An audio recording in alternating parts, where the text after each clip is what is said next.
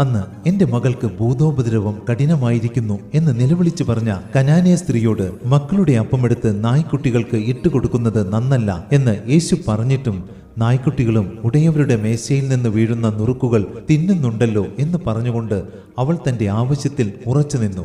എന്നാൽ എന്റെ മാംസം സാക്ഷാൽ ഭക്ഷണവും എന്റെ രക്തം സാക്ഷാൽ പാനീയവുമാകുന്നു എന്ന് യേശു പറഞ്ഞപ്പോൾ അതിന്റെ അർത്ഥം എന്തെന്ന് പോലും ചോദിക്കാതെ യേശുവിന്റെ ശിഷ്യന്മാരിൽ പലരും പിൻവാങ്ങിപ്പോയി. പിന്നെ യേശുവിനോടൊപ്പം സഞ്ചരിച്ചില്ല എന്ന് നമ്മൾ കാണുന്നു. അതെ, ഭൗതിക ആവശ്യങ്ങൾ നിറവേറുന്നതിനും ജീവിതത്തിൽ നേട്ടങ്ങൾ കൈവരിക്കുന്നതിനും വേണ്ടി എന്തിനും തയ്യാറാകുന്ന നമ്മൾ ആത്മീയ അനുഗ്രഹങ്ങൾ സ്വന്തമാക്കുന്നതിനായി അത്രമാത്രം തീക്ഷ്ണതയോടെ പ്രവർത്തിക്കുന്നില്ലെങ്കിൽ അന്ന് യേശുവിനെ വിട്ടുപോയ ശിഷ്യന്മാർക്കും നമുക്കും തമ്മിൽ യാതൊരു വ്യത്യാസവുമില്ലെന്ന് പറയാം.